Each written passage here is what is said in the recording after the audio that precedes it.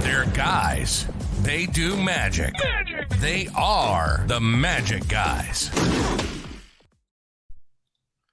What's up, guys? Welcome back to the podcast. And it's been a minute about the whole intro thing. I'm not very good at the technical stuff. We used to have Josh for that. Today, we have a guest, Dougster.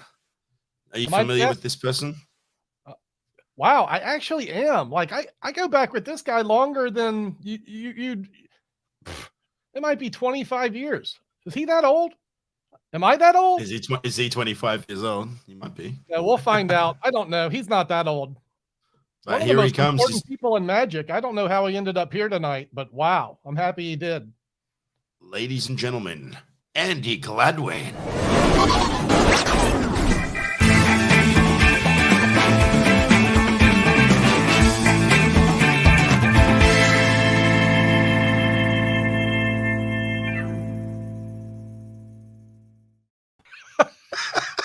Honestly, I was going to make a joke about how smooth this thing started, but you've won me over with that little animation there. So I'm all in. This is great. Did you see the little flash there for me? Yep. A little Jason is gay moment there. That was cute. Josh, I will have my revenge. Professional. What are you doing here, Andy? I think I'm glad to be here. We'll put an end to that. How old are you? Yeah. Let's play the game. How old is Andy? You can guess, Doug. Okay. Well, look, I think 43 is way too old, but I'm going to go 39. Yeah, Doug's right. Yeah. Is it 39? Yeah. Whoa. Yeah, wow. Good work. I used to do that at the carnival back in the day. I'm impressed. Yeah, 39 years old. So we met, I think, when I was about 15 years old. I was at a convention in New Orleans, and your book had just come out. You were the big hotshot. You were the talk of the town. So it was really cool to meet you. I'd read your book, and it was great. I remember you being on Lance Burton's Young Magicians special. Yep. You ever watch that for old time's sake? I haven't watched that in about 20 years, actually. So you were 16? Mm-hmm. How old were you then? 16? Yeah. Appearing on national television in the United States. You're a young Englishman on American television. What a blast. Yeah, I was contacted by Lance and flown over to do this show. And I'm a small town kid. And like my family had never been to America before. And the whole thing was weird. And how does that happen at your age then? Because it's a different time, right? There's no internet. There's no YouTube. How does Lance Burton find Andi Gladwin? I don't really remember. I'd done a few conventions and stuff in the UK. I was by no means good, and that's one of the reasons I haven't watched the clip back, because I was not. What did you do? What was the trick? What did you do on that show? I think I'm the last living person ever to perform this trick.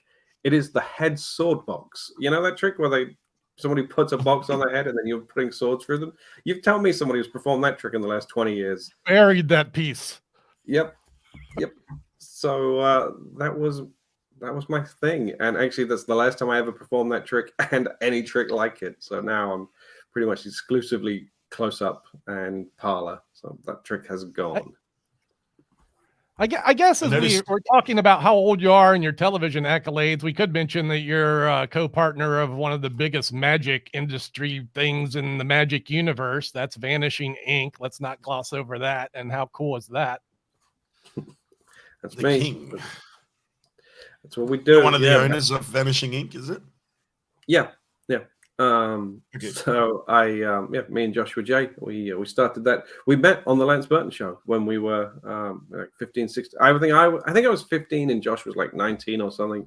And we that's how we met, and we've been in touch ever since. Yeah, wow. You know, Ashford Nightel was on that show. He did Flush Brush. He got my version of the Kenner trick to perform. He ended up doing his own thing with it, but man, you ever see that guy? Ashford Nightel. You remember him? Yeah, I remember him. You know, what a talent. It's such a talent, and he quit magic, and I think he's rapping now. That makes sense. And he created the first ever Hold'em trick in magic's history. Like, what a weird accolade. All right. But he was a great magician. And yeah, I had him pegged for like the next big thing, really. Me too. Like, he had all the right tools, huh?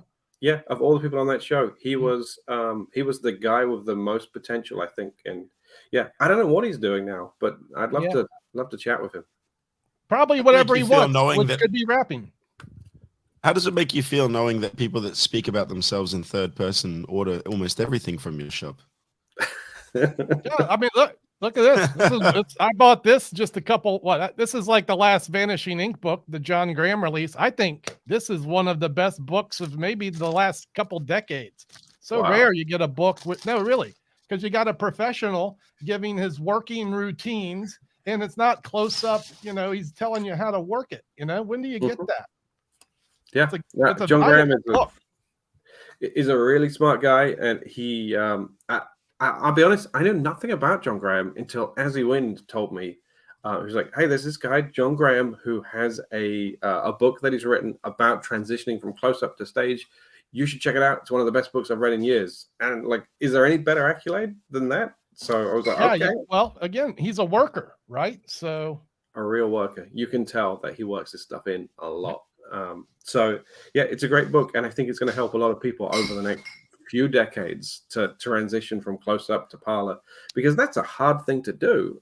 And this book really covers that well. I think it's selling the book short just to mention that you just sell it as a great manual for performing magic in general. It's a bonus that it teaches you this transition aspect, but getting fully fledged presentations that are well described and how to work it in the real world. And talking about music choice and how to pack it away in the case so that it's like everything is readily available. Yeah, it's a really good book full of interesting details that most magic books leave out. Yeah, it's because most magic books aren't written by maybe professional workers. They're busy working. Not most magic books are creative endeavors by artists or students of the art that offer their theoretical creations. Yep. Most of them really good, much of the time. But maybe not real world stuff. You don't know if it hasn't been worked, but you got a guy who's working it, tells you it's good and how to do it. It's a valuable thing. Yeah, I agree. I guess we could also talk about The Boy Who Cried Magic. And I'm going to say that I'm guilty of not owning this book yet. And it's not because I don't own that book. Do you not have it? Yeah. Nah. Jason doesn't have it. He didn't know who I was 3 minutes ago, so he doesn't have my book. That's very true. That's very true. I did not know who you were 3 minutes ago. This is your book. This was released. It was last year. Am I correct? It was last year. Yeah. It somehow became Vanishing Inc's best-selling book almost overnight. Which is such a weird thing. It's the only time the website's ever crashed. And this is your book. This is your book. Yeah. Hey, sought after, Andy. Somehow. The best magician on the podcast right now. Nice. Here. And yeah, it's on its third printing already. It's a bizarre thing to me that it's not like you're an overnight success. You've had a history of releasing strong material in the industry for your whole life. So when you put out a hardcover book of your work, of course it's going to do well. It's great that it's doing very well. Timing is everything, right? It was during the pandemic that it came out. And I think we were kind of dry on good magic books. And I'd been sat on this book. This book had been sat in the warehouse for, 6 months or something, because I just didn't get a chance to film the trailer for it because of the pandemic. So once I finally got it out, then... How do you have that patience to sit on your own book for 6 months? I guess it's just that important, the marketing, the trailer?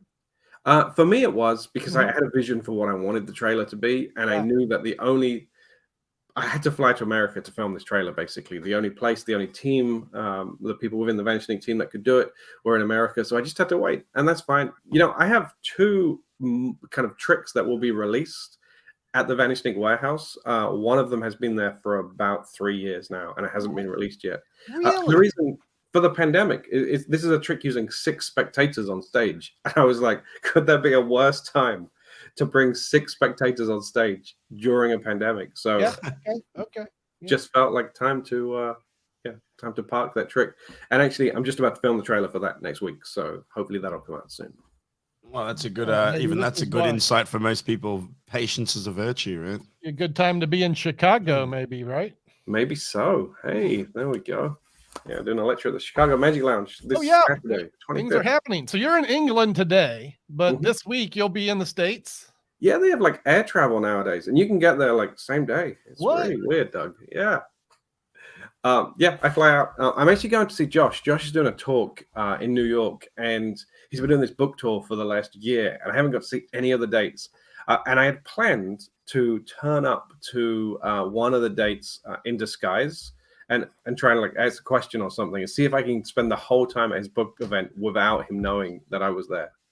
What is that? There we go. How much do you think? Is that the podcast or the audio book? This is the audio book. Just Cool. letting the viewers know that's what the book is, and that I thought enough of it to spend my money on the audio version. How I choose to consume nonfiction that's not magic tricks. Anyway, continue.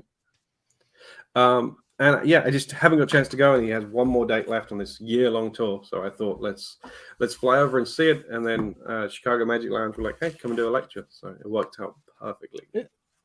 Did you end up? Wait, so it's happening soon that you're going to be wearing this disguise? Do you have the disguise on you? I'm not going to do it now. I'm not. He knows I'm coming to New York now, so it's a real shame. Yeah. At the time, I was already in America, and I was going to kind of fly to like another state to do it. But surprised you guys don't hate each other by now.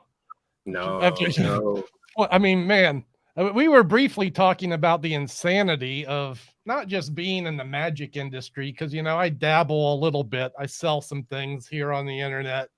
I can't imagine selling it on a macro level to the world. And then to produce the magic, you know, to have to curate items to release. Whoa. How many like video entries do you get sent of people submitting ideas or tricks that they want to sell? How many do you get? You get a lot? So we get about 10 a day. Whoa. Which is crazy. And be honest, how painful is it? It's very painful, if I'm honest with you, because there's such a spectrum. You might get one guy who sends like a 6-second clip who's like, "I came up with this today. Can we market it?" No. Have you performed this 1,000 times? No, of course you haven't. We can't market this. And then you get another guy who will send a 45-minute video. And when you say, "Hey, I'm sorry, we can't. You know, this is not a trick for us. This doesn't fit our needs." Like the guy then wants to know a full breakdown of why it's not suitable for him, and like that's a lot of our day is spent actually talking to magicians about why we sadly can't take their trick on, and you have to be respectful for it, because actually I think if somebody is sending a video and has gone to that effort and trusts you enough to send the video, like you can't just send a template email. So everyone has to get a custom, detailed response. So it's a tough part of our job actually, and we have somebody in the team who basically it's his full-time job doing that nowadays. Just watching. That's kind of a cool job. It's a cool job, yeah. And then he kind of filters them out and then sends the ones that he thinks will be most suitable for us. He sends them to me and Josh and a couple of members of the team, and then we watch it. But really, out of all of those videos, very diplomatic of you. You mean he sends you the good ones?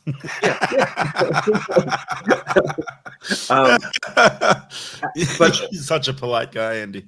Think about all of that, like those 10 videos, and we can probably only take one submission every 3 months and 10 submissions a day. Makes sense. I mean, it's a lot of work to process, and sadly it's a lot of no's, and that's the tough part about this job sometimes is the amount of no's that you have to give people. Well, I guess also is the reason why your website is doing so well, because you're not just selling everything, right? I think it was exactly like you know, no hate to them, but I think Illusionist fell down the rabbit hole of just kind of publishing anything at one point. I remember there was a lot of stuff coming out and I was like, what is going on? They were just releasing these ridiculous things where I was like, this is terrible. I hate this. I get why people might do that, because when you have salaries to pay and you have all of, you know, you have to keep customers coming back. I get why sometimes that happens. Luckily, we've managed to resist that. And I think we just do it by planning ahead, and just we're so far ahead of the game. We have so many releases in the warehouse ready to go. You guys you've been doing that since day one. You've held high standards for your products and releases, and really thrown so many things to the curb. I've been a fan of Vanishing Inc. from the beginning. I was trying to reflect. What was the first thing branded Vanishing Inc? I remember you guys had like Rich Avila's book and Caleb Wiles stuff. It was our mutual friend Caleb Wiles. Yeah, was it Caleb Wiles? Yeah, we released a book and a trick from him. High Spots was the book, and great book. Oh, that's a great book. Such a great book. Yeah, it is. So you know what happened is we So I built the website and I put it live just so that he's done. He's out. Yeah, that's fine. It's time for snacks. If you want to go get some, now's the time. Let's go. So I put the website live just to test it and send it around to a few friends. And then I went on vacation with like this big group of friends that we all used to go on vacation together before we had kids and got married. And we went skiing to Austria. And so many people found out about Caleb's book that they kept buying it. And I had to fly home from vacation early so that I could kind of get this website properly up and running because it leaked out about Caleb's book. So he has to blame for that. Did that have the Vanishing Inc label then? Was that? Yeah. Okay. Yeah. Yeah, I've still got an unopened Balanced. Really? Yeah. It's not available anymore. It's sold out now. So yeah, I picked it up. Managed to get one of the last ones, I think, and I was like, I'll just keep that and keep it there. Haven't used it yet. One day I will, though, I'm sure. But it's sat there. So Andy, you guys curate like playing cards too. Like, do you decide, like, you know, people send you like playing cards or designs or something that you might or might not be interested? So more often than not, it's an immediate no now. And I'll tell you exactly why. Playing cards, there's such a small margin, such small profit in selling playing cards that we can really only release decks with our in-house designers, because if we have to do a split or any kind of upfront payment, it just means that the decks are just not viable to sell. Yeah, of course. You're just not making good overheads on it. Yeah, I get that. But I want to know your opinion on this bad boy. Look at this. It's a little bright. Hang on, let me turn this down a bit. There we go. The bow deck, huh? This is this is Bow Magic. Hang on, if I can get the thing to focus on it. There we go. Isn't that cute? Little boba tea deck. Now it comes in a plastic casing, so it has its own plastic casing, and then the deck box is inside. And then that's a nice touch. Having the cute little back design is some splashed. Oh, it's very cute. Isn't that a nice deck? It reminds me of Riffle Shuffle. Have you seen their decks? Oh, yeah. They're always bringing out the fruit decks and stuff. Yeah, exactly. It looks like that kind of style. I really like it. So the reason why I bring that up is because my good friend Bao is currently releasing a second deck. What? This is the Boba Tea Green Tea editions. Apparently, Bao asked Jason to give you guys the hard sell to get not at all. On Vanishing Inc. Not at all. He's getting here. I just wanted to share it with you because I think that they're cool decks. I just wanted to know what you guys thought. What do you think? You like them? I like all his stuff. Yeah, I like Bao's stuff too. He consistently puts out good things. I think this is the 11th pitch of the day. Well, that's fine. No pitch. I just wanted to know what you thought of the deck. Yeah, no, they're really cute. I like them. And it'll be interesting to see like where the audience is for that kind of deck, because right here, because once those decks catch on and become cool, I think everybody gets them. So I'll tell you a smart release that I bought the last couple of months that I think is a good move. Maybe excess packaging, but let's talk about Opticks, the Harapan Ong release. This is an opportunity to deliver a nice custom deck of cards, something special from a creator, and then deliver also their intellectual property in a modern fashion, you know, with what is there, 26 downloads on this thing, something like that. I've been meaning to pick that up. Everyone keeps going on about how good it is. It's good magic. It's an interesting deck, and now maybe everyone can make a little money, right? Because now the deck you don't sell for just $15, and now maybe the creator isn't as worried about his stuff being ripped off because they're getting something nice to go with the intellectual property. So yeah, the Opticks was a solution to a problem that we're going to see more and more in Magic, which is now that DVDs are not a thing. Like, I don't own a DVD player. My guess is you guys don't either. And how do you still get that collection of material out on video? Nail on the head. And so Opticks was our solution to that. It comes with really cool packaging. It comes with a really cool, nice, brand new deck designed by Stefan Eriksson. So yeah, it's one possible solution to the fix of fading away Magic DVDs. Because I know it's a good idea, because Doug was raving about it on one of our podcasts, saying that he was going to do an unboxing of this deck. In my day, I'm happy to pay $90 for a 3 DVD set with 26 routines. That's just the information, right? When I'm growing up learning magic, I bought, all these 3 DVD sets. There'd be 8 tricks on each one. I get 24 tricks for $100. No deck of cards, no gaffs, etc. So yeah, as I think it's a great medium, and congratulations. I'm only curious because I know I got flack. I sold a few of these, because I sometimes sell Vanishing Inc products. The packaging. Have you got much flack on? Because at the end of the day, we're now sending a deck of cards in a 6x6 box. Yeah. A big part of that is actually just trying to make a collectible set, because magicians love to collect stuff. So I don't think we've got any flack from it, but maybe we have. I kind of get shielded from that kind of stuff quite often. Andy was pre-show. He was actually surprised to find they have a YouTube channel. So he's not not on the ball with everything. I knew we had a YouTube channel. I just didn't know that it was monetized. We don't know. We don't know. If it's not, it should be. So Jay's been stealing some extra profits, eh?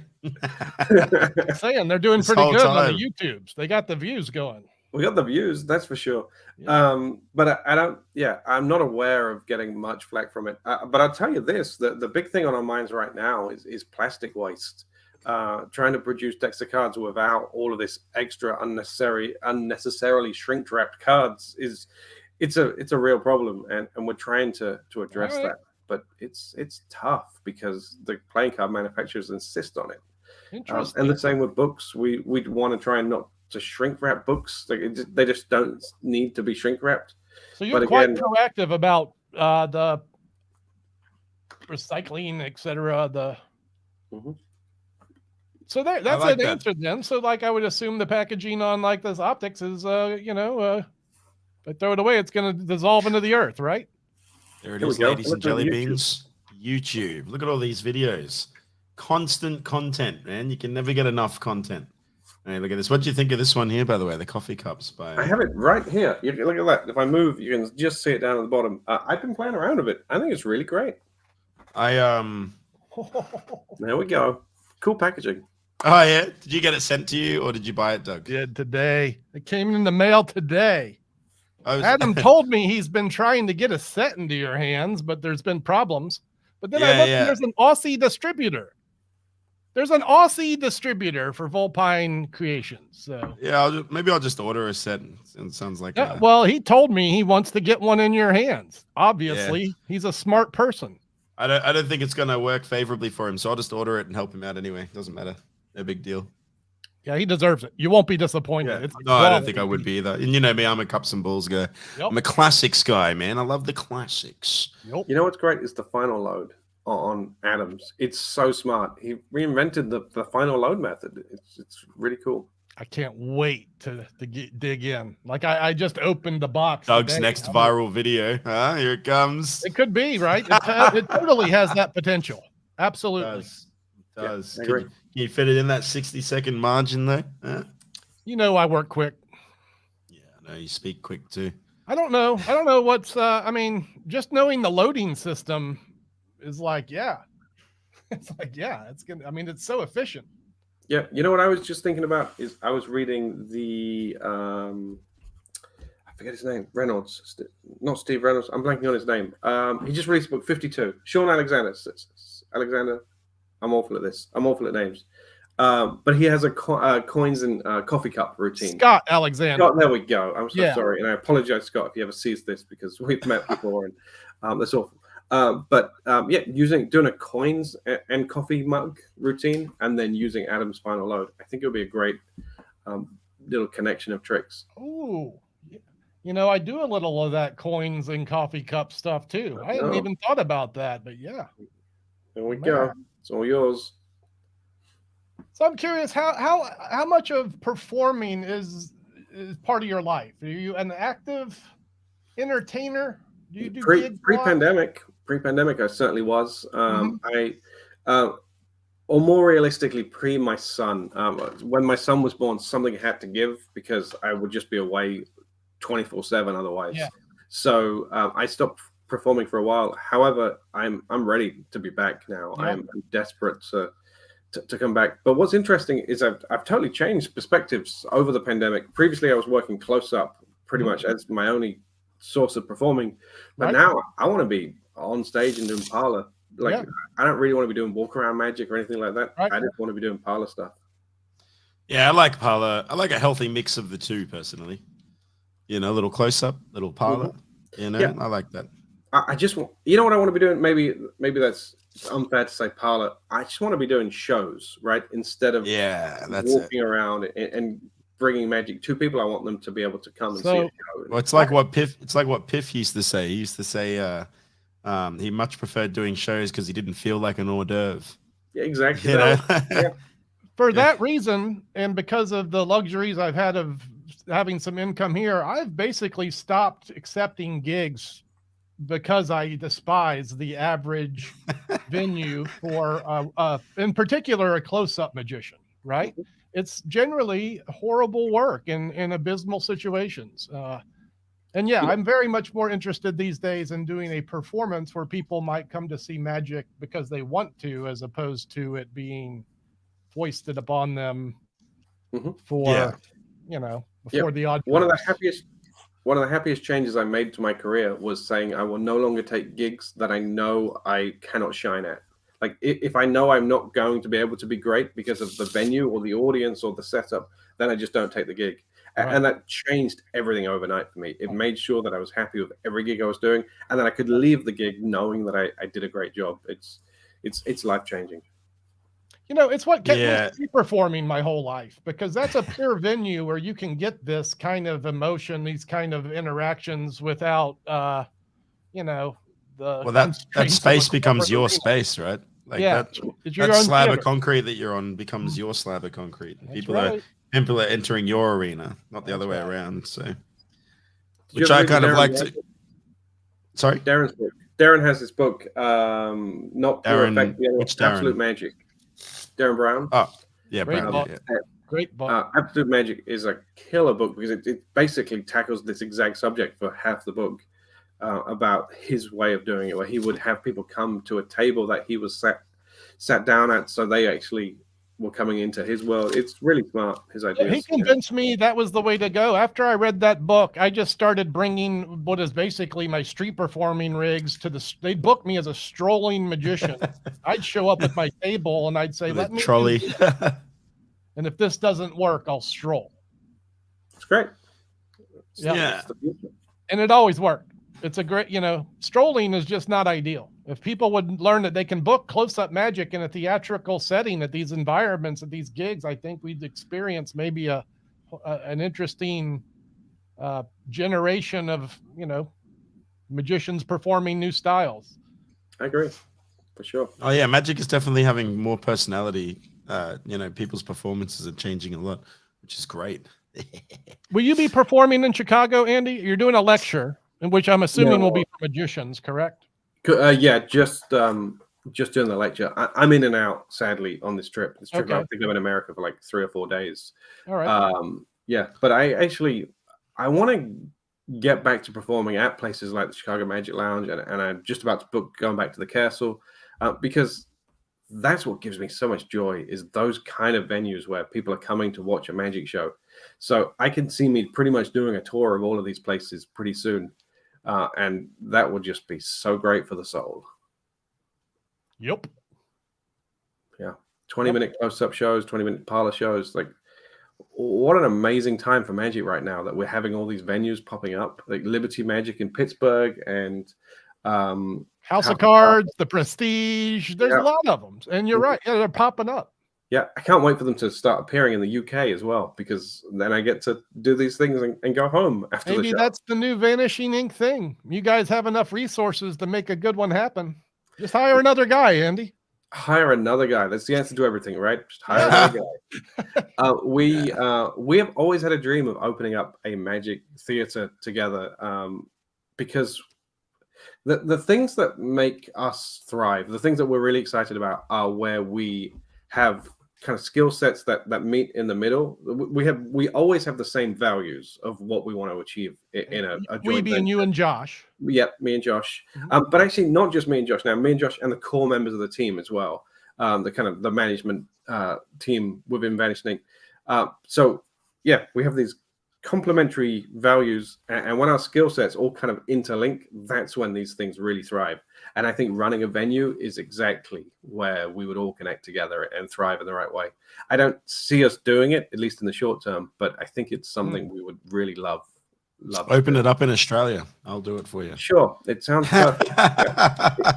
It's a sensible commute, I think, for both of us. So yeah, I think so too. Yeah, it's like the midway between both places. Right? It's not bad. Pretty much. Definitely on my radar is to at least dip my toe in the pond and figure out a venue. In fact, Mike Dardin is visiting me this week. You know Mike, huh? Andy, Mike Dardin. He's won some awards. Anyway, he's a local pro, and we're going to figure out a spot where we can say, hey, y'all, we're doing a magic show.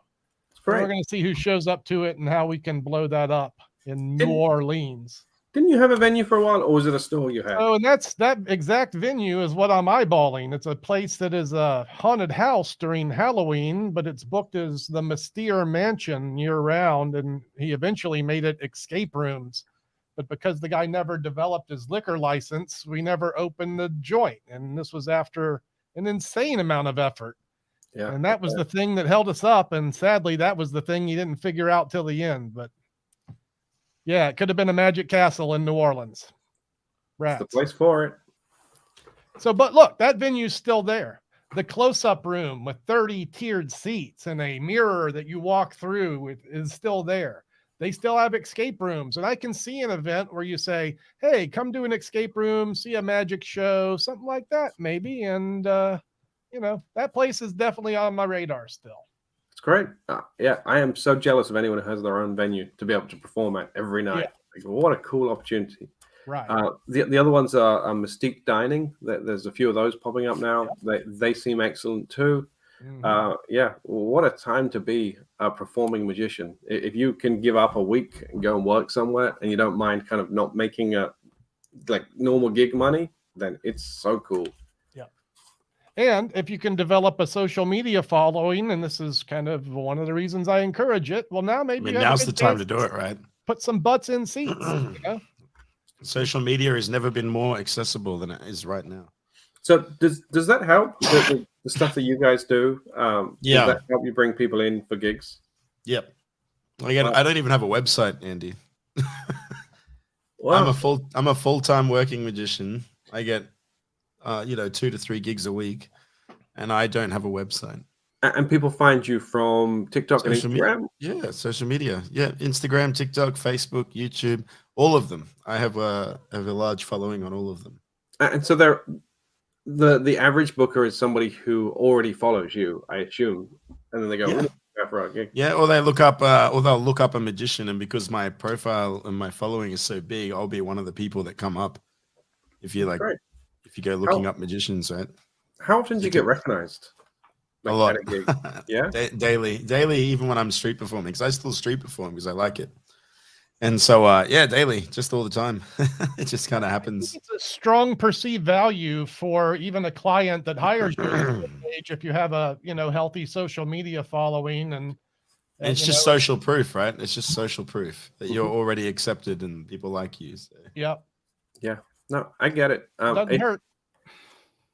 It's interesting to me when people introduce me at gigs where I haven't given them a prepared intro, and it's always interesting to hear the things they say. And one of them once was, and he's even featured on Wikipedia. Anybody can write that. It's fine. That's incredible. But it just goes to show the value that people put on what they can find online. What else have you done? You've been on Fool Us a couple of times. Have you been on twice? Twice, yeah. Did you fool them both times? No, just the second time. The first time, I do this trick where I climb inside a giant balloon. And I do a trick from inside the balloon. I saw you do that live in Columbus one year. Oh, yeah. That didn't go well, that gig. Yeah. They can't all be great. Is that the costume one where you came out with the matching costume to the prediction? Yes. Yeah, came out as a scuba diver. I remember this. And that was never going to fool them. In fact, the discussions I had with the producers were well, obviously it's not going to fool them, but please come on and do it. So great. Fine. Smart. Yeah, just fun, right? It's just fun. Yeah. You know why I do TV is not for the exposure. It's only for the experience. I love filming shows. I love having that thing to work towards to make sure it's perfect by that point. So I just love the whole process. So it's, for me, even if it doesn't air, it's still great to do it. I really enjoy it. What That's a good way to be. I didn't see hardly any of last. After they didn't accept my audition, I put Fool Us on strike. It's not allowed on TV in my house anymore. Yeah, they must be really feeling that now. They must be really annoyed that you don't watch.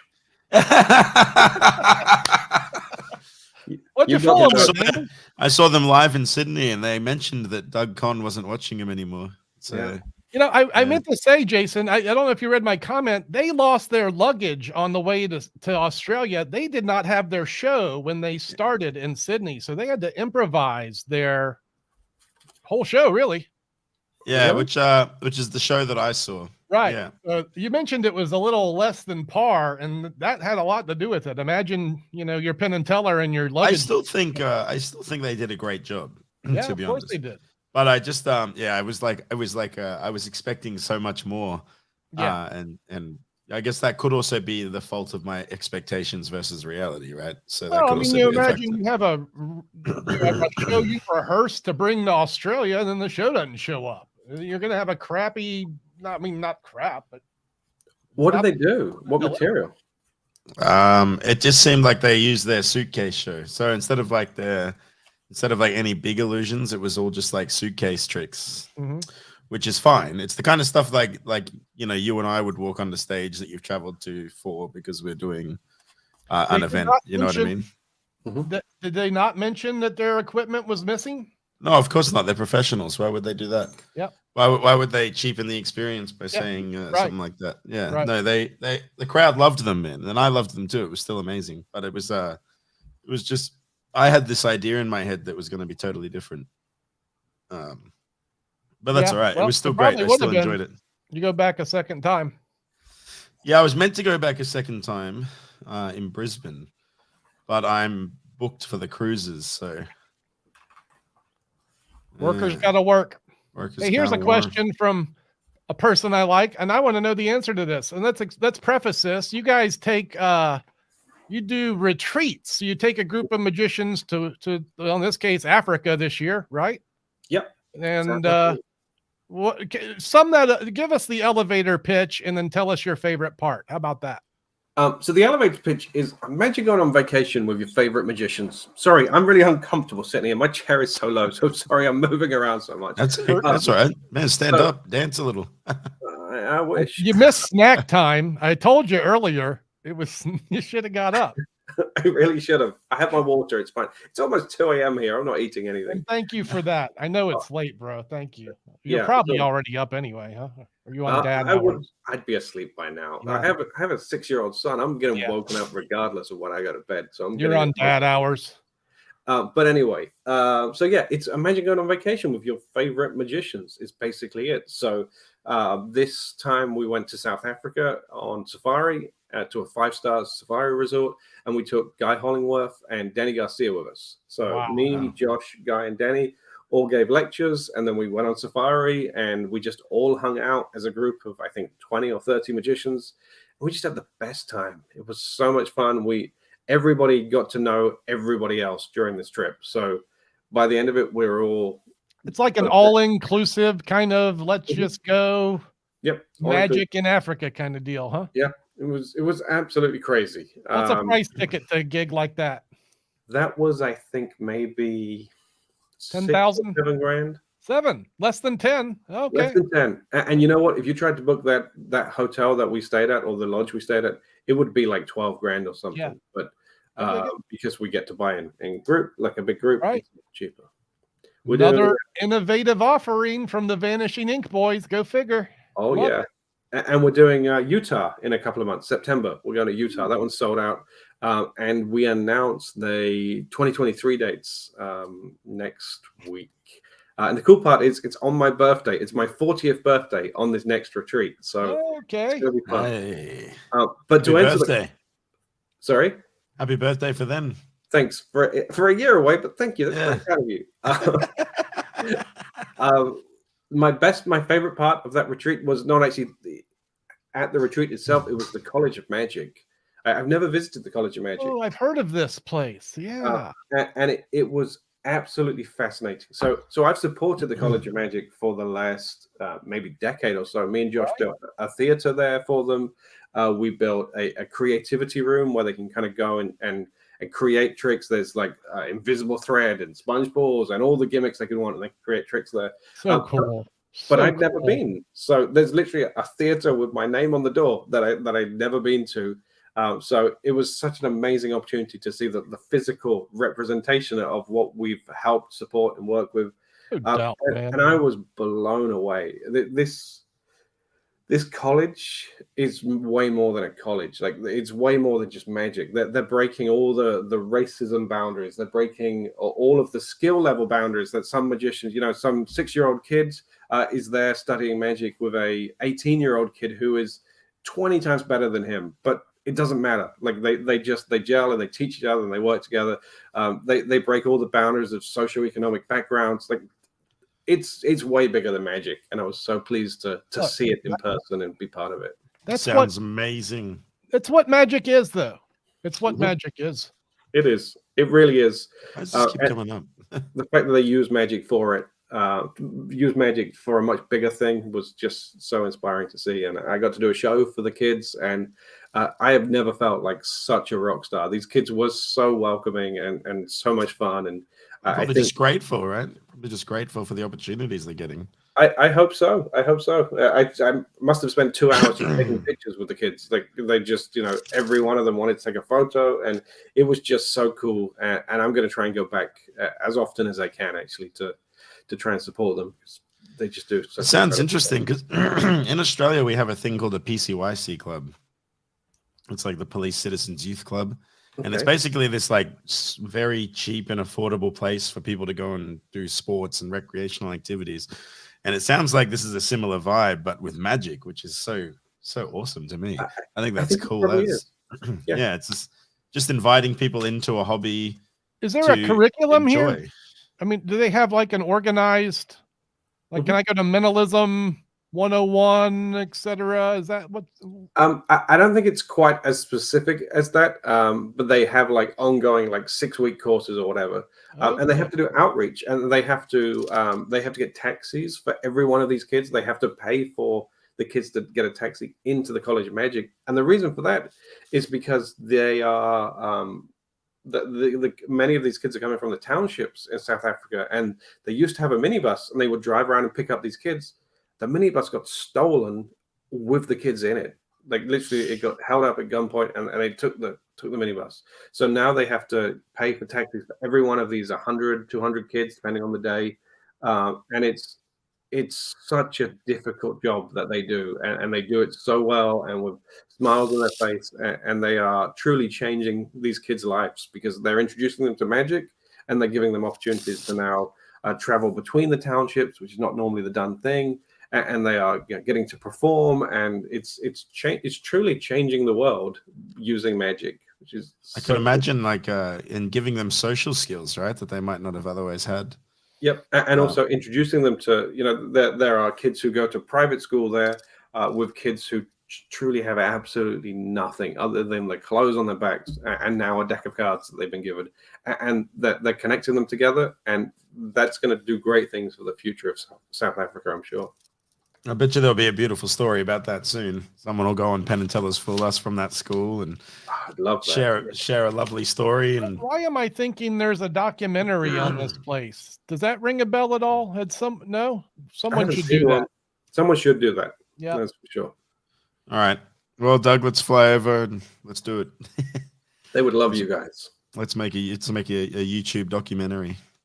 Where is it again? It's in Cape Town. Why does this keep coming up? Is that you, Doug? Are you doing that? No.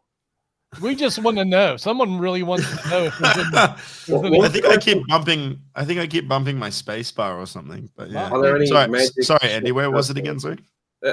Cape Town in South Africa. Cape Town in South Africa. Are there any magic shop turf wars? Is there any beef? Is there any hardcore beef between you and the Penguin guys?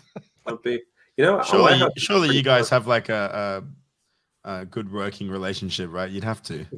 Yeah, no, we do. Yeah. I speak to Ajar, the owner of Penguin, maybe once a year or so. We just, have a little chat. It's never been anything other than really friendly. He's a lovely Good, guy. amicable. And, we get on well on a friendly level. It's surprising we don't really talk about business all that much. But yeah, good guy, no turf wars. We get on well with the Penguin team. Our warehouses are quite close to each other. Well, that's boring. Make something up. Okay. Let's challenge Penguin right now to a race. How about that? A boxing match. There you go. Just a foot race. We'll have a race around. Andy's getting serious with the foot race. Come on, Penguin. You can do it. You can beat me. It's a race. Yeah, let's do it. Let's get Lucaro in there. That's all I got. But no, Penguin a good guy. That would be funny as. I'd love to see two magicians race it out. Let's go back to the goodness of magic. As you were talking about this wonderful situation in Africa, you guys also put on some great magic conventions, the Session in the UK, and then the Magi Fest, which I grew up with.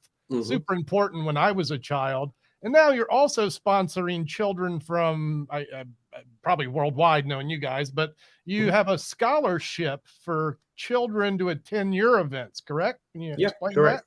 That? It's not just limited to our events, actually. If a kid's like, hey, I really need to go to Magic Camp, or I really need to go to a convention somewhere across the world, and here is why I need to go, and here is my situation. I can afford to pay for half the flight. Can you help? Anything like that. Like, if we can help young magicians, we will do our very best to help those young magicians. We just helped a load of young magicians in Costa Rica. And South Africa, we do a lot of work. What's the number on this for like Magi Fest? Like, how many kids are you putting into this convention a year? At our height, which was the year the pandemic hit, which was 2020, I guess. I think it was 85 kids that came for free, and their parents. The session, which happens in like 3 weeks' time, session in London, July the 8th to the 10th, we have 50 kids, 50 young magicians. That's the most we've ever had at the session. That's a smaller convention, right? What do you guys out there? That's a 400-person convention, and Magi Fest is a 1,000-person convention. Yeah, right.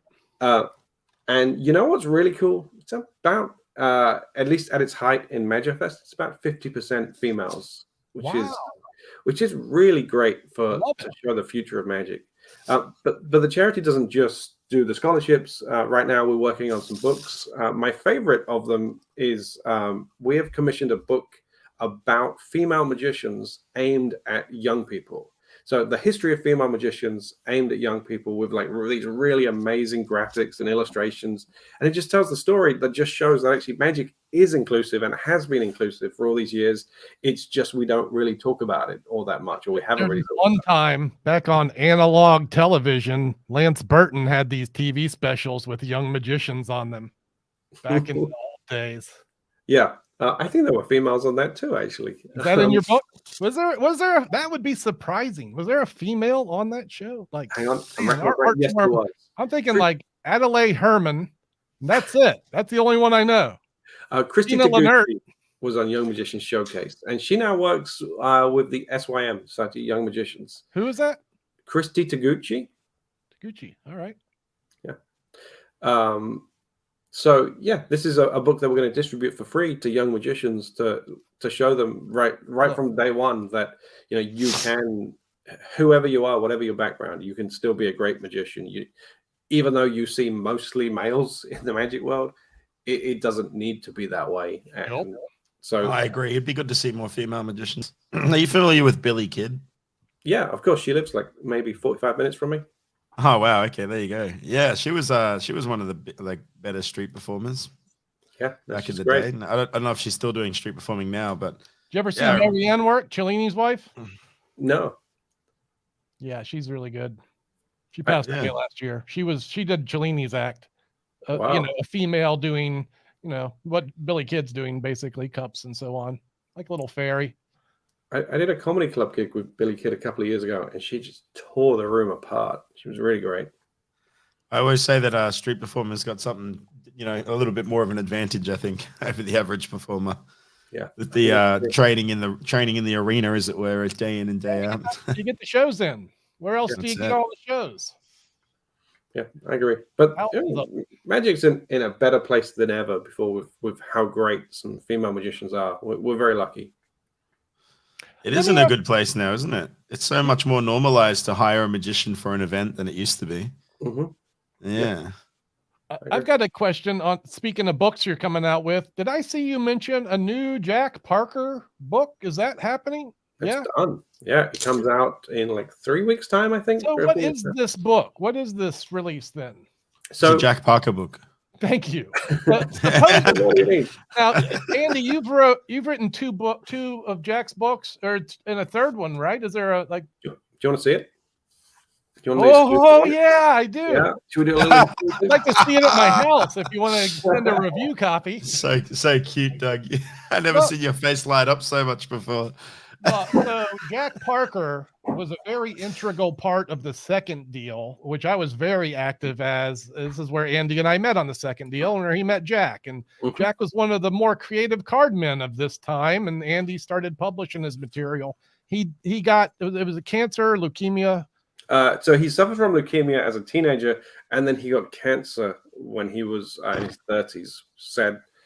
So yeah, he was a very close friend of mine, and he was like, I have 3 months to live. Will you write my book of all of my magic?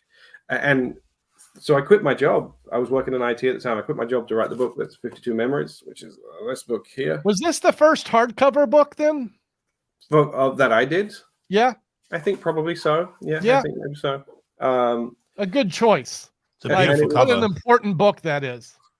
You know, I'm very lucky that it has become kind of an important book, and not because of anything I did, but because of everything Jack did. It's kind of a bit glary. Sorry, you can't see it. It's a beautiful thing. So this was almost kind of rushed out because I wanted Jack to be able to read it before he passed away. Okay. But then I sat on the other 52 tricks that Jack had given me to publish for a follow-up, and it was never decided what I was going to do with them, but it turned out he had given me about 52 tricks, maybe a few more. And I was like, well, it's time to release 52 explorations. Yeah. So this is the new book. Yeah, it's not out yet, but it's out in a few weeks. So they're designed to kind of fit together. They look really nice together. And all of the illustrations here are red on red back cards, and these are on blue back cards. So it's kind of a nice little pairing. Sorry, you can't see it because of the glare. But still, this is 52 more Jack Parker tricks. Wow. And there is some of his best work in this book, some stuff that I kind of held back and a few of his friends held back. There's one trick in particular that is the best constructed assembly routine I've ever seen. It's a 7-card assembly, and it will 100% fool you. There's like 5 phases, which is a lot of phases for an assembly routine. Well, every one of those phases, if anyone of your caliber says that a magic trick's going to fool me, color me impressed. I'll take 3 copies. So it looks like a great book. They do look like a great set. You know, I don't have the 52 tricks or memories. Sorry, 52 memories book. Maybe I should get one day. You could. It could be yours. Yeah, I think I'm going to order some. Yeah, when it comes out. Cool. Jack, he's a smart one. You can only imagine if he'd stuck around what you know, the output. I think about that often, actually. I think about like what would Jack be doing if he was still alive now? Because he passed away 12 years ago now, I guess. And yeah, he would have pushed magic forward for sure. Yep. We lost him way too soon. Yeah, definite innovator. Yeah, he was so great. So yeah, 52 Memories is was a really hit book for the magic world. I think it surprisingly resonated with a lot of people because the magic isn't that difficult to do, yet it's really visual and strong. So I'll be interested to see how people respond to 52 Explorations. I'm sure they'll respond very positively, right? I hope so. If not, I will shed a small tear. Shed a small tear. It'll be, you know, there is a gap between the original and people that knew Jack and that material. And then, you know, you release a book of what's just card tricks. If you're not familiar with Jack, then maybe it doesn't have the appeal as some of the other things. But knowing Jack's material, I bet it's going to do just fine. Some great stuff in there. It's worth a read for sure. So we'll find out in a few weeks when it finally comes out. It's clearly got a Penn and Teller Fuller's seal of approval. So I think it'll be good. You know, you can usually tell if a book's good. I got a trick in my memory of yours that I used to have. I don't think I ever performed it, but I really like this magic square routine. The grid, is that? So the grid is Richard Wiseman. Mine's called Magic Squared because I couldn't think of a good name. Mine's the one where you do the magic square with cards on a big board, and then you turn it over, and it adds up to the second number. So it's 2 magic squares built into one. I love it. Which is a trick I used to close pretty much every set with, but now when I find myself performing at magic venues, it seems so many other magicians have closed their sets with my magic square, and now it's like, oh, you're doing that trick too. Well, I came up with it. I'm allowed to. So I pretty much had to phase it out of most of my gigs now. Because does that bother you at all that so much of your work is now being done by so many other people that you yourself can't do it? No, I don't think so. I put it out, right? So it's my own doing, I guess. Yeah, it's now like public knowledge, right? Exactly. Although that one stuff, like you're a technical guy too. We haven't talked about this. I'm assuming you still do your masterful multiple push-off work. Mm-hmm. You know, right? Are you still like actively practicing and doing these things? Like, yeah. Sure. Pretty actively. So on the Master Push-Off DVD, I was doing 10 card push-offs, which I practiced just for the DVD because 10 card push-offs is pointless because it looks like what it is. It's a big block of cards. But that was just to illustrate what you could do with it. But now I push off up to 4, sometimes 5, pretty consistently. But really in performance, a 3 card push-off is as far as I'll go. Are we talking about like a push-off lift or something? What's going on here? Yeah, like a double lift. So a double lift with no brakes or get ready or anything. So like this. So it's no break, no get ready. Could you show us the 10? Could you show us the 10 card? I probably couldn't. I mean, if I'd be honest, if I was doing it now, I would be guessing. I wouldn't be able to get it quite right. We can do this. We can go 1, 2, 3, 4, 5. So yeah, that is very impressive. Yeah, that is very impressive. It's very. That's nice. Try it. I've never thought of the push off as something that I would use. I use the Stuart Gordon a lot because I just like it. But that looks nice. You make it look good. Like you make it look good enough that I'm like, into Stuart Gordon as well. So that was a terrible handling after I turned it. But so you just gonna go, Stuart Gordon, baby. The other one is the soft double, which I really like. Looks great. Soft double's a nice one too. Yeah. But that's the first time I've ever seen someone do a push off there. I was like, you know what? Maybe I should learn. Probably because he's the only one that's doing it. Have you seen anyone else do your work, Andy, on the multiple push offs? Yeah, lots of people now. Actually. Oh yeah. I guess you would. You travel the world now, seeing people. You can consider me one more. I'll definitely be partaking in the push off now. Please now that I've seen how good it looks. you know what annoys me is when I teach it at a lecture or whatever, and some 12-year-old kid goes, "Oh, am I doing it right?" And he does it better than me. I spent my life on this move, and you've just picked it up, and you can do it better than me. Look, you just break his hands. Do you second deal with this technique, or do you prefer a strike? No, I second deal with this technique. So here is the second deal. Wow. Man, that actually really looks like it's coming off the top. You've got this nice lift to it at the end where it really looks like it's like coming up and off, as opposed to. I think the solution there is to wait until it's cleared because a lot of people do this and it never looks good. So let's try doing this. There we go. So one-handed. It's kind of hard in this but there we go. So I wish you could see it properly. God. Yeah, there's so much that you can do with a push-off. It's such a great utilitarian move. Jesus. Love it. Guess I got to take the time to learn the push-off. I'm assuming this information is in The Boy Who Cried Magic, right? It is. There's a whole chapter on the Master Push-Off, as I call it. But the Master Push-Off is... Sorry, just to clarify, where could one order this book from again? From vanishingmagic.com. Vanishing Magic. I might go there, check that site out. I've heard nothing but good things. Yeah, it's open source, this move. I decided to open source it so anybody can do whatever they want with it. So you guys could learn it and teach it on your YouTube channels or whatever, and I'd be absolutely fine with that. It's just like a way of giving back to magic and helping to progress the technique, because I'm just one guy, and if there's 1,000 people that are playing with it and doing their own thing with it, and then that's great. We're going to progress it way quicker. So I am all for people doing whatever they want with it, as long as they stick to what's called the Creative Commons license, which is basically just to make sure they credit me when they do something with it. Then they are welcome to do whatever they want with it. I like it.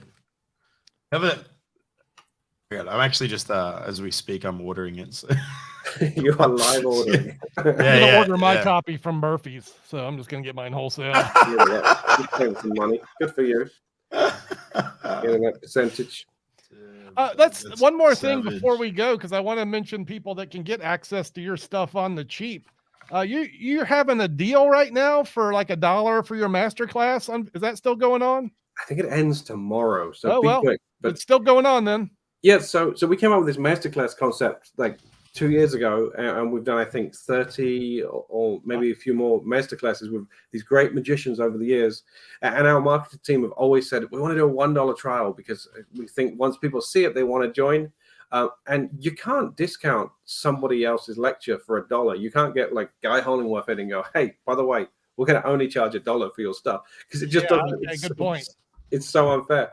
But I truly don't care. Like, to me, it's way more important that people get to see my work than me make money from my work. So I was more than happy to do it for $1 so that the marketing team could get their fix of discounting it for a month. So yeah, it's $1. Y'all need more Andy. It's only $1. So there. Vanishing Inc. But the Master Push-Up's not taught on that. But some of my more recent work is, and I'm really proud of that masterclass. Yeah, they're good. I've been to a couple. It's a good value. Your whole skit's a good value. I don't know how you guys are able to afford to give stuff away. Like, we need to talk about how I can make a profit in magic, because I just do it. It supports my habit, but I'm not going to Africa and stuff. What am I doing wrong? Need a bigger crowd, I guess. Here's what, I'm working on that. Plus, if I didn't buy all the new magic everyone released, maybe I'd have a profit. I get petty now, Doug. All right. You've made your bed, now lie in it. Now lie in your bed of magic, you fool. Look, I love it here. I love my bed. All right. Look, we did an hour. I got a little video of the boy who cried magic checkout video. Oh, things are going on. Oh, okay. All right. Yeah. Done and done. Yeah, just ordered it. Just ordered the book. So I should be here within 5 to 6 years. Yeah, Australia. Yeah. I'm sorry about that. It's ridiculous. That's so good. The postage. There you go. Not too bad. I also ordered shrapnel while I was at it because, shrapnel. Well, thank you very much. I didn't realize I'd make money doing this. Oh, yeah. All right, that's USD, man. Look at that. $83 USD converted Australian, $126. Free shipping. I'm broke now. Oh, is that free shipping? Oh, it is free shipping. You make good choices, Jason. But I had to pay a PayPal balance of $1.13 US. I think you got it. Think about that TikTok money. Now I'm poor. Now I'm poor again. Back to square one. All right, I look forward to reading about the push-off, man. You have me sold by that demonstration. I've never seen someone do a push-off and thought to myself, you know what, I should learn the push-off, because every time I see it, it always looks kind of awful, Yeah. And the other thing is, it's not consistent when a lot of people do it, but this technique is consistent, which is key. Right. So I look forward to learning that. That looks fun. It looks fun. It actually looks fun. I love moves that are fun. I love sleight of hand. I love magic. We're in a good place. Andy, thanks for coming on. Really appreciate you taking the time in the middle of the night, actually early morning for you now.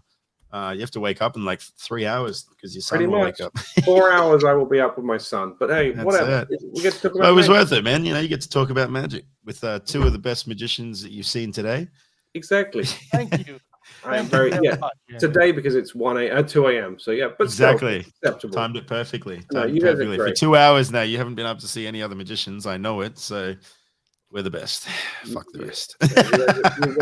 You're doing a great thing for spreading magic. So thanks for all you do on the socials. It's appreciated. Thanks for taking the time to talk with us. It really was a great experience. You've even convinced me to buy a book. That's when you know you've done a good job. That's good stuff. Yeah, so hopefully we can get you back on another time, man. But for now, I hope you get good rest and sleep. And is there anything that you want to say before we go? Absolutely nothing. No, I am. This has been a fun experience. Thanks for having me on. Yeah. Thank you. Amazing. Take care, man. Bye. Wait, that's the wrong one. My bad. Thanks for listening. It's time for us to disappear now. But we'll see you again on the next episode of The Magic Guys.